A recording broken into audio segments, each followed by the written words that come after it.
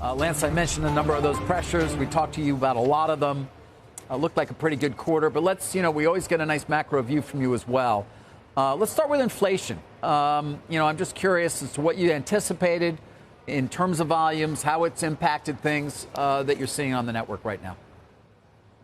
Yeah, David, first, thanks for hosting me this morning.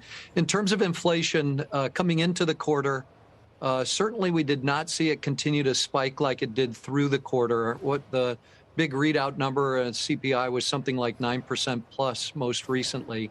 And we're seeing that in the behavior of consumers, but we're not yet seeing it in terms of the volumes that come to us.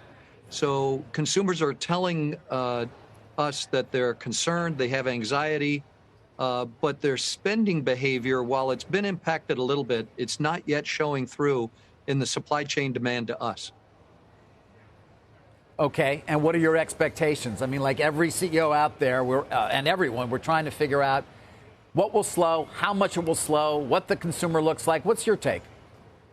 Yeah, I think, David, we're somewhat insulated from what the broader economy might do because of some macro impacts that we see. One is we have a robust business development engine that's bringing business onto the railroad with customers like Knight Swift, who onboarded their domestic intermodal product on the western half of the U.S. to us at the beginning of the year. We're also seeing some of our markets like grain products, or coal be impacted by larger kind of global issues. In the case of grain, it's about the disruption from the Ukraine conflict and also strong crops in the United States. In the case of coal, it's about very high natural gas prices. We're also seeing in some of our commodities like industrial chemicals, plastics, metals and minerals, strength because of facilities or business wins that we've been getting last year and the early part of this year. And then you've got in the automotive sector, pent-up demand caused by supply chain disruption with semiconductors.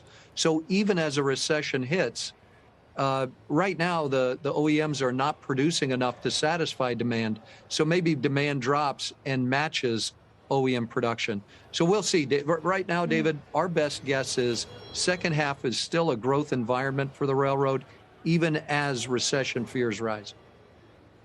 You saw declines in the premium and bulk business segments. What is that? What does that?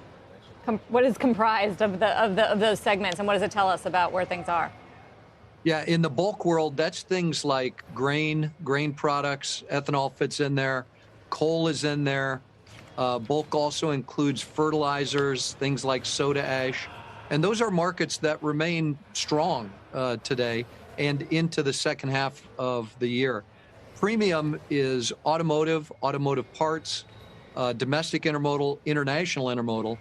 In the second quarter, automotive grew strong, 11%, both on parts and finished vehicles. Domestic intermodal grew. International intermodal did not, and that's really a clear indication of continued supply chain disruption in that particular supply chain.